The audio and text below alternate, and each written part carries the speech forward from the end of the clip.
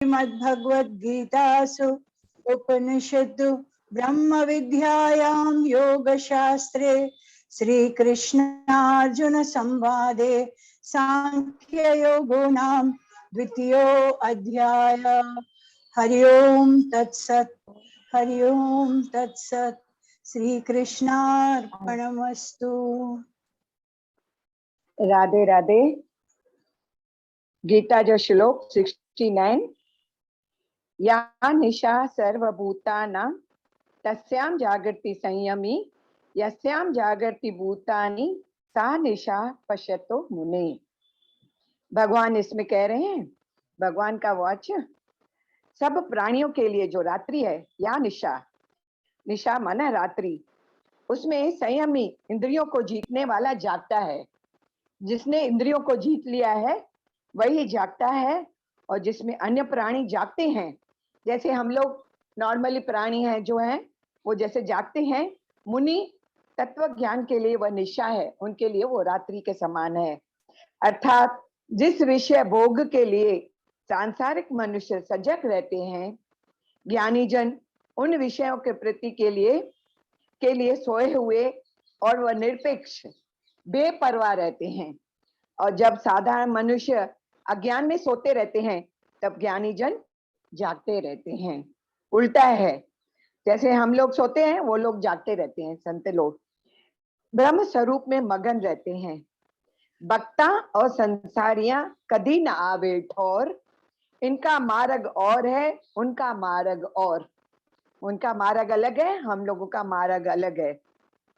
इस श्लोक में निशा का अर्थ अविद्या है। अविद्या माना अज्ञान। इस अविद्या में सब प्राणी मानो अज्ञान में सोए पड़े हैं, परंतु ज्ञानवान उस अविद्या को दूर कर जागते हैं। जिन वासनाओं और वृत्तियों में सांसारिक जन जागकर प्रवृत्त हो रहे हैं, उनमें ज्ञानी जन प्रवृत्त नहीं होते हैं, अपितु दूर रहते हैं, मानो वे सोए पड़े हैं।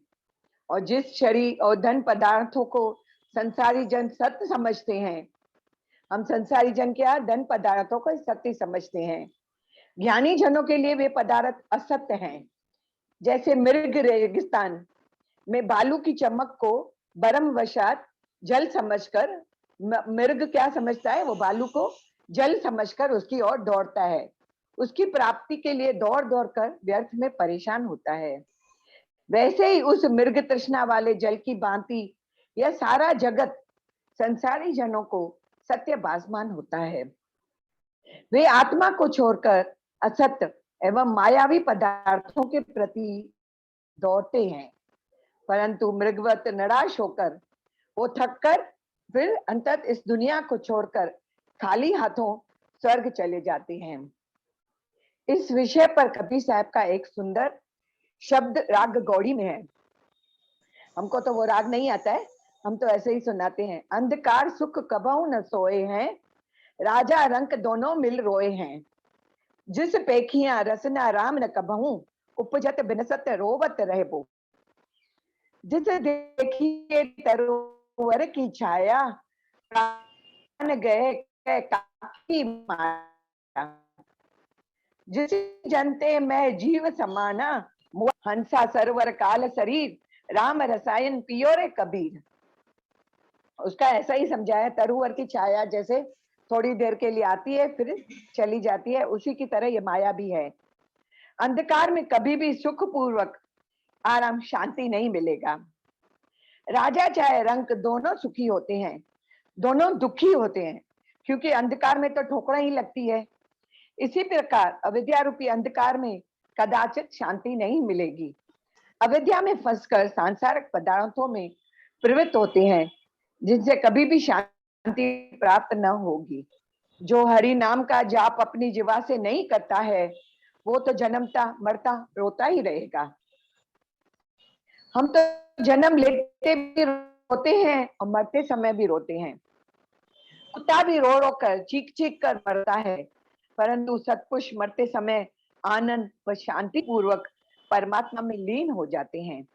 लोग उनके लिए रोते हैं पर वे हंसते हंसते जाते हैं। जैसे पेड़ की परछाई सूर्य के सरक के कारण घूमती रहती है, स्थिर नहीं रहती, दिशा बदलती है, उसी प्रकार के चले जाने पर भी माया दूसरों के पास चली जाएगी। संयुक्त है, पुतली का दिखाते हैं तो तार किसके हाथ में होती है? उस नर्तक के पास। तब तक नाचती और चलती फिरती है, पर उसे तार से युक्त कर दें, अलग कर दें, पृथक कर दें तो वो कुछ भी नहीं कर सकेगी। इसी प्रकार आत्मा रूपी जीव शरीर में तो है, तो वह चल फिर सकता है। यदि वह निकल जाए तो शरीर कैसे चल फिर सकेगा? इसीलिए संत कबीर उपदेश देते हैं कि राम जो भंडार है उसे पियो तो अमर हो जाओगे। रहते हैं शरीर पर काल खड़ा है, हमारे शरीर, सबके शरीर के ऊपर काल खड़ा है। अतः भगवान कहते हैं ज्ञानी जन अविद्या से सजग व सावधान है और सांसारिक कार्य, व्यवहार तथा विषय भोगों के समय मानो सोए पड़े हैं, क्योंकि इन विषयों में उनकी वृत्ति लगती नहीं है। उन ज्ञानी जनों की उनकी वृत्ति विषयों में लगती नहीं है।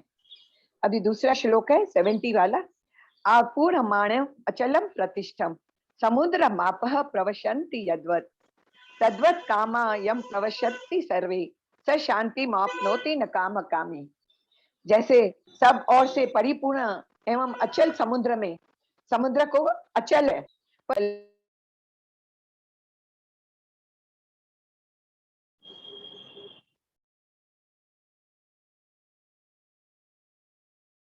स्थिर बुद्धि वाले मनुष्य में संपूर्ण भोग किसी प्रकार का विकार उत्पन्न किए बिना समा जाते हैं, वही परम शांति को प्राप्त करता है, न कि भोगों को चाहने वाला।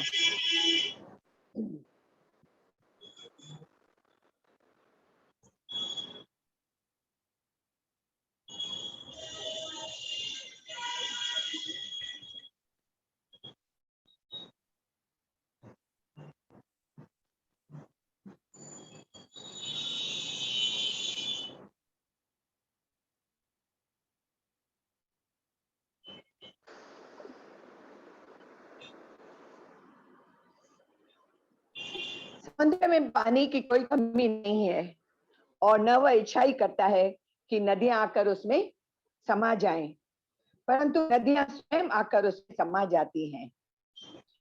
फिर भी सागर अपनी मर्यादा नहीं छोड़ता, अपनी सीमाओं के भीतर ही रहता है।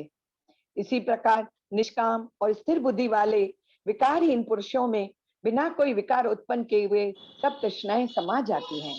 उसको तृष्णाएं हिला नहीं सकती है। जैसे समुद्र को कोई हिला नहीं सकता, कितनी भी नदियां आके समा जाएं, इसी प्रकार संतों को भी कोई हिला नहीं सकता। अर्थात प्रारब्ध अनुसार उसे मिल जाती है तो भी उसमें कोई विकार उत्पन्न नहीं होता है। ज्ञानी जन समुद्रवत परिपूर्ण है, सदा संतोषी है और विषयों में चलामान नहीं होता है। वह कोई कामना नहीं रखता, उसके सब कार्य सहज रूपेण स्वयं पूर्ण होते रहते हैं। परमात्मा उसे स्वयं ही सब कुछ दे देता है और वह प्रतिपल शांति तथा आनंद पूर्वक बिताता है। साधारण संसारी जनों की कितनी इच्छाएं क्यों न पूर्ण हो जाएं, पर उनमें नई नई इच्छाएं उत्पन्न होती रहती है। एक इच्छा पूरी होती है, दूसरी इच्छा चालू होती है, उन्हें कदाचित संतोष नहीं आता है। स्वामी राम तीरथ जी लिखते हैं कि यह संपूर्ण सृष्टि माया के खेल है, जो ज्ञानवानों के समक्ष हो रहा है, परंतु वे उस माया के स्वामी हैं। वो माया को दबा के बैठे हैं और हम लोग माया में दब गए हैं। राजा जनक के प्रारब्ध में नृपत्व था, नृपत्व माना राजापन था, और अष्टावक्र के प्रारब्ध में मुनित्व, परंतु दोनों में ज्ञान एक समान था। जो कामनाओं के पीछे दौड़ते हैं, उनकी कामनाएं क्या पूरी होती है? गुरु नानक देव की जन्म के साक्षी में आया है कि अनेक यात्राएं करके उन्होंने बहुत लोगों का कल्याण किया, पर कभी किसी कामना में नहीं अटके। उनके समक्ष सदैव चारों पदार्थ प्रस्तुत थे। ऐसे ही ज्ञानी जन इन इंद्रियों पर राज कर सकते हैं। अंतःकरण की शुद्धता का फल यही है। ईश्वर तथा ईश्वरी शक्ति सत्य संकल्प है। ईश्वर शक्ति सत्य संकल्प है। भक्तों और ज्ञानी जनों का योगक्षेम परमात्मा स्वयं करते हैं। उन्हें उद्यम करने की चिंता नहीं होती है, उनका सब कुछ परमात्मा संभाल लेता है। उनका योगक्षेम से भी संभालता है, उनको न कोई की चिंता करने की आवश्यकता नहीं है। वे जानते हैं कि शरीर का जो प्रारब्ध है वह उन्हें अवश्य ही मिलेगा। एक सज्जन किसी फौजी सरदार के पास बैठा था। सरदार का पुत्र अति चंचल था, दीवार पर चढ़कर कूद रहा था। सज्जन ने सरदार से कहा, बंधु इसे रोकिए, कहीं गिर न जाए। सरदार ने कहा, चिंता मत कीजिए, यह लड़का गिरेगा नहीं। उसने आके बताया कि मैं सेना में था, छुट्टी लेकर पत्नी का प्रसव करने के लिए उसे गांव लिए जा रहा था कि रास्ते में ही मेरी पत्नी इस पुत्र को जन्म देकर मर गई। वो सरदार बता रहे हैं, मैंने सोचा कि यह बच्चा कैसे बचेगा, उसकी माता की मृत्यु हो गई है तो वो बच्चा भी नहीं बचेगा। दोनों को वहीं छोड़कर मैं चला आया। तो 2-2.5 वर्ष बीत गए। एक दिन मैं उस रास्ते से गुजरा तो क्या देखता हूँ कि मेरी पत्नी की लाश वैसी की वैसी, नहीं तो लाश तो सड़ जाती है, पर उसकी पत्नी की लाश वैसी की वैसी उसी स्थान पर पड़ी है और यह लड़का उसके वक्षस्थल पर खेलता हुआ स्तनपान करके भरा हुआ है। अतः उसकी माँ का दाह कर्म करके उसे मैं ले आया। पता नहीं यह कोई फरिश्ता है या देवता। अब मैं काहे की चिंता करूं, जब उस स्थिति से बच गया है तो इस हालत में क्या मरेगा। एक महात्मा ने एक घटना का वृत्तांत बताया था कि एक नगर में प्लेग की बीमारी फैलने लगी तो सब लोग रोगियों को छोड़कर लगे नगर से भागने। सब वो शहर छोड़कर भाग रहे थे। एक महिला को यह भी बीमारी हो गई। उसके गृहजन उसे घर में छोड़कर बाहर से दरवाजा बंद करके चले गए। उसको अंदर बंद करके बाहर से ताला लगाकर, यदि वह घर खुला हुआ होता तो कुछ समाज सेवक उसकी सुध लेते, परंतु वे गृहजन तो बाहर से ताला लगा चले गए थे। महिला गर्भवती थी। एक पुत्र को जन्म देकर वह मर गई। वह शिशु उस लाश का स्तनपान करता रहा। कमाल है। 2-3 महीनों के उपरांत उन गृहजनों ने आकर ताला खोला और परमात्मा की यह विचित्र रचना देखी। महात्मा ने बताया कि मैंने स्वयं यह घटना देखी। शव में बहुत बदबू थी पर बच्चा बिल्कुल स्वस्थ था। बच्चे का प्रारब्ध देखो कैसा बच गया। और अभी दूसरा श्लोक है 71। विहाय कामान्य सर्वान् पुमाश्चरति निष्प्रह निर्ममो निरंकार स शांति मद गच्छति।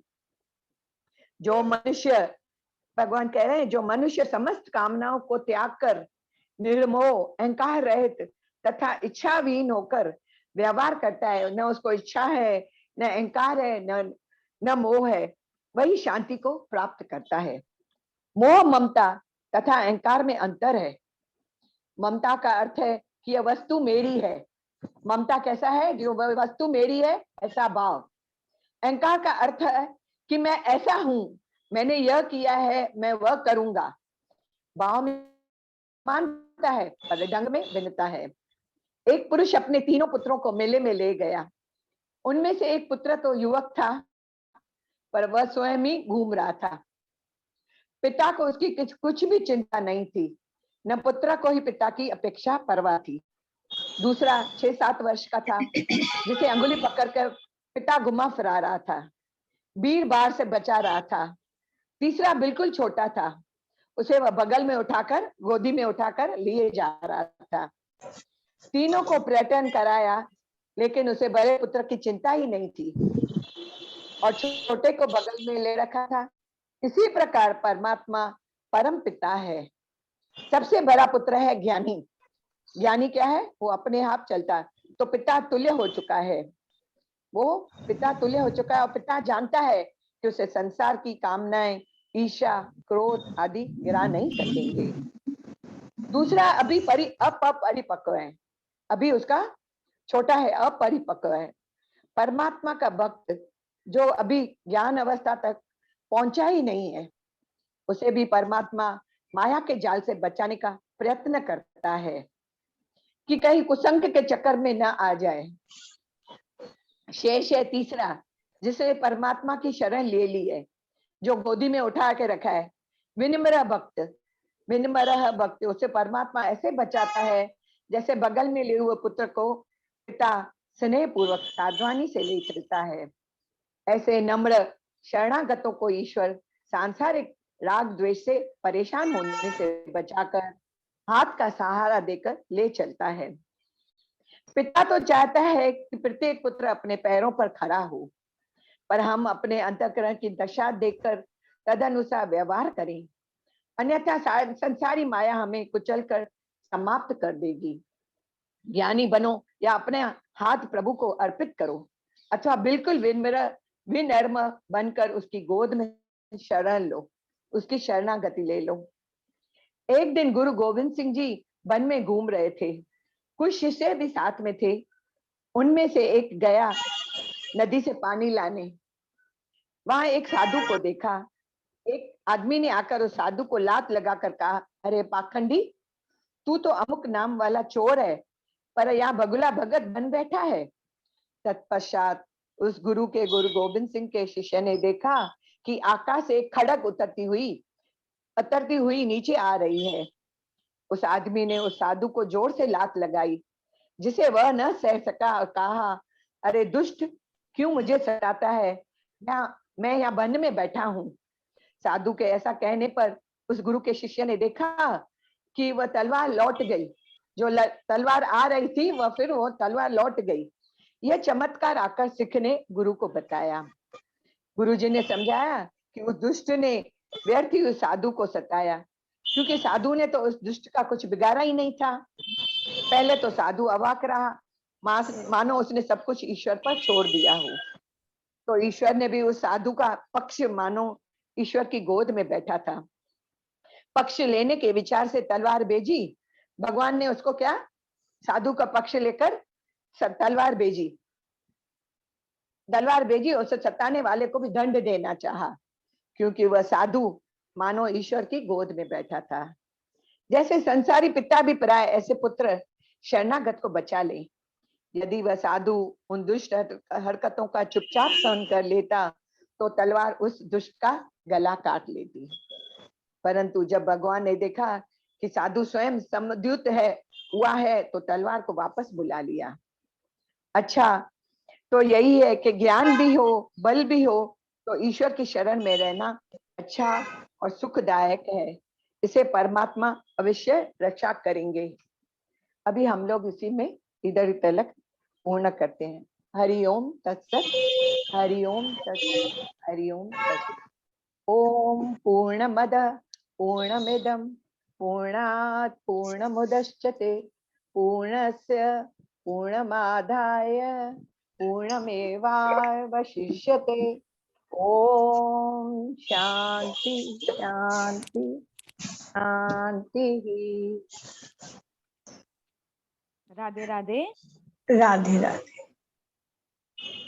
होया दीदार सतगुरदा, जय जयकार जय जयकार। होया दीदार सतगुरदा, जय जयकार जय जयकार।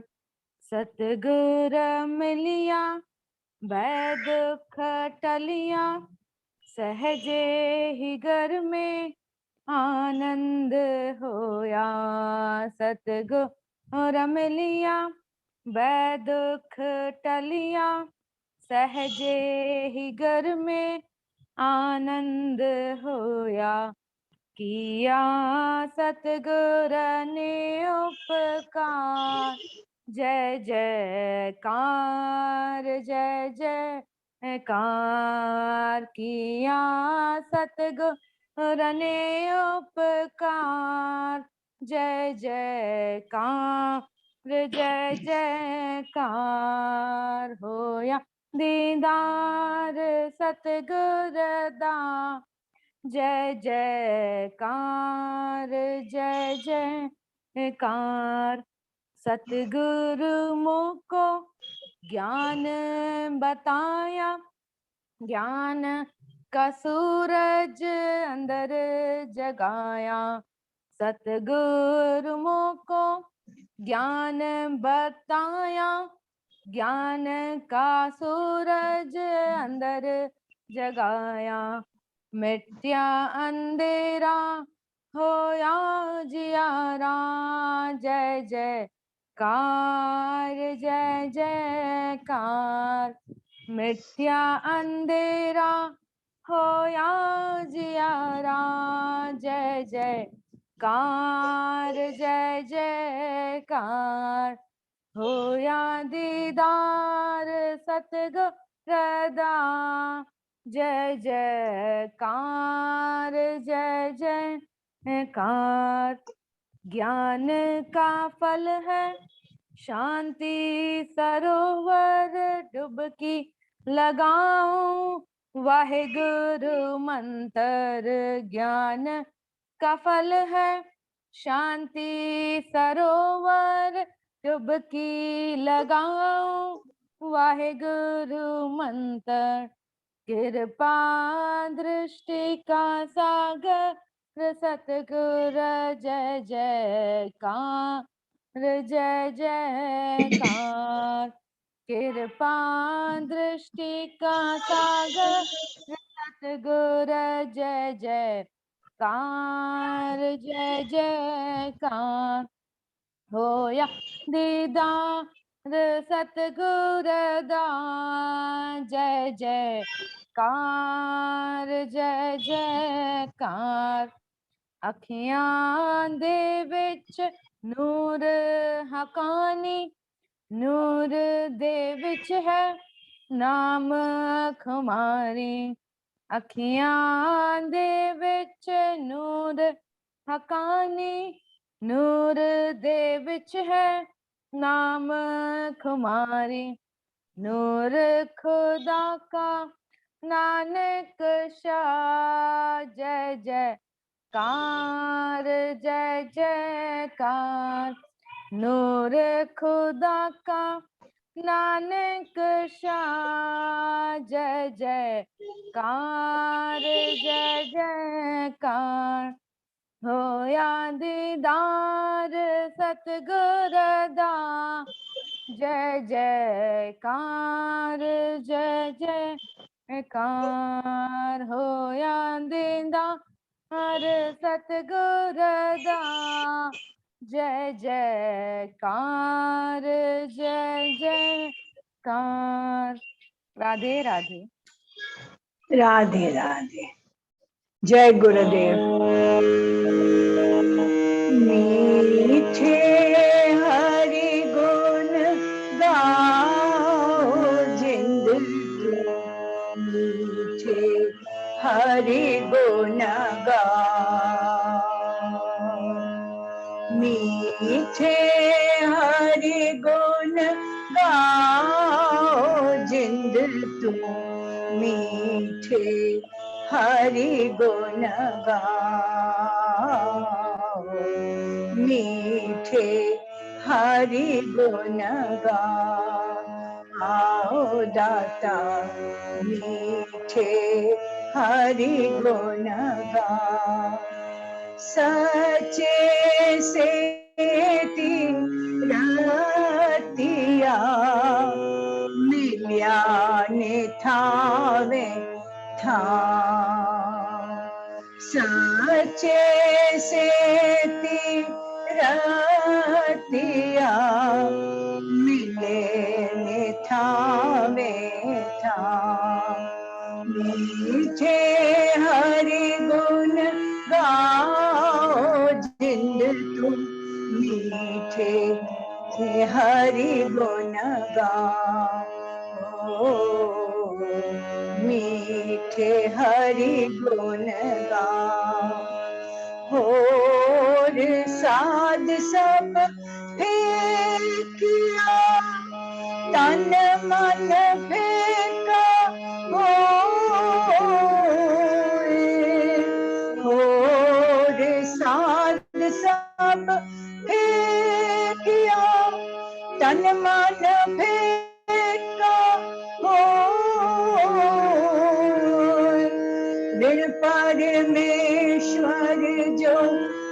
करे हित सो जीवन हो। विण परमेश्वर जो करे हित सो जीवन हो।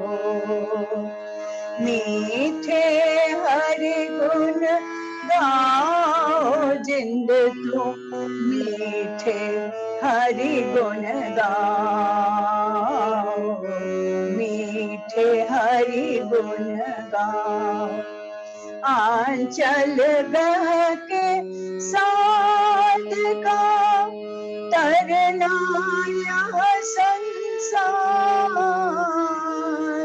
आंचल बहके साथ का तरना ये संसार।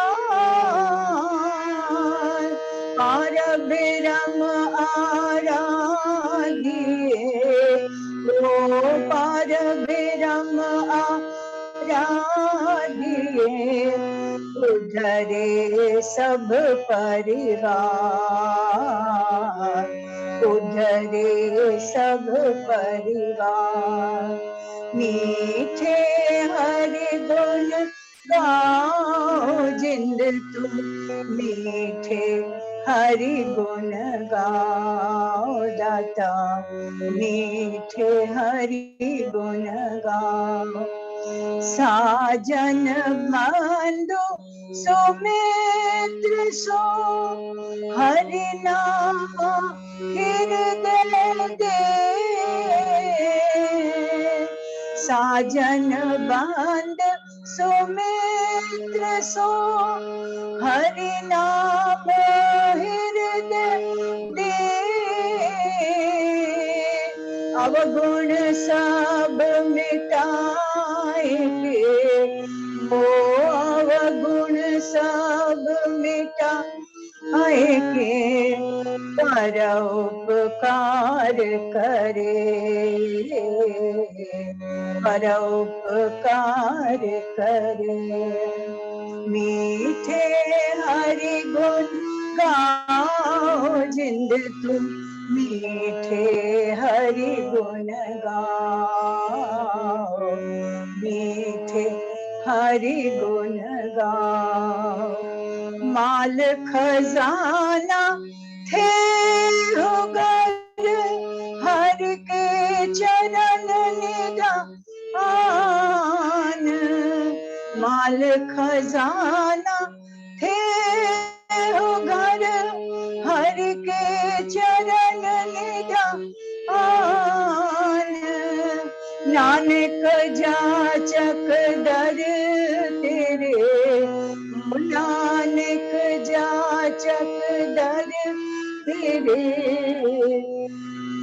दोनों मंगले दान तुद नो मांगे दान। प्रभु तुद नो मांगे दान।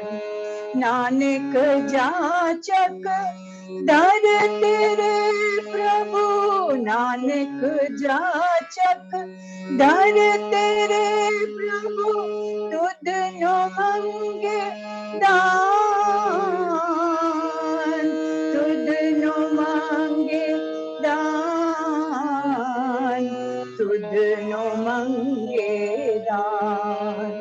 वाहे गुरु वाहे गुरु वाहे गुरु वाहे गुरु वाहे गुरु वाहे गुरु वाहे गुरु वाहे गुरु वाहे गुरु वाहे गुरु वाहे गुरु वाहे गुरु वाहे गुरु वाहे गुरु वाहे गुरु वाहे गुरु वाहे।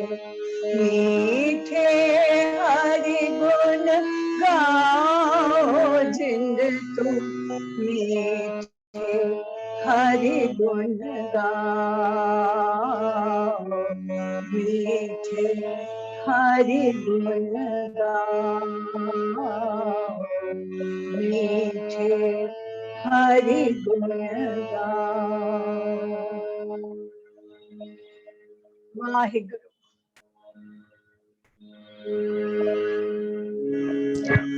हे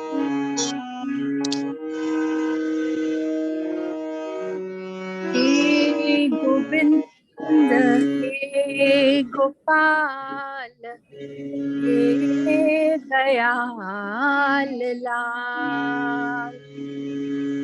हे गोविंद हे गोपाल हे दयाल लाल। प्राणनाथ अनाथ सखे, प्राणनाथ अनाथ सखे, दीन दर्द निवार। हे गोविंद हे गोपाल हे दयाल लाल। हे समरथ अगम, हे समरथ अगम पूरण मोह माया, मोह माया दार। हे गोविंद हे गोपाल हे गोविंद हे गोपाल हे दयाल लाल। अंधकूप अंधकूप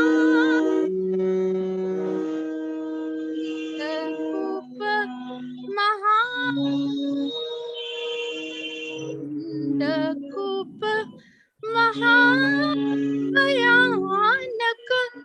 नानक पार उतार, नानक पार उतार। हे गोविंद हे गोपाल हे गोविंद हे गोपाल हे दयाल लाल।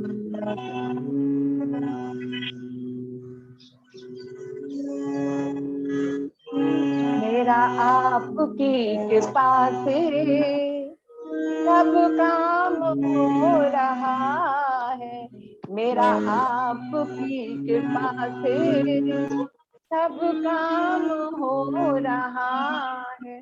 करते हो तुम प्रभु जी, मेरा नाम हो रहा है। करते हो तुम प्रभु जी, मेरा नाम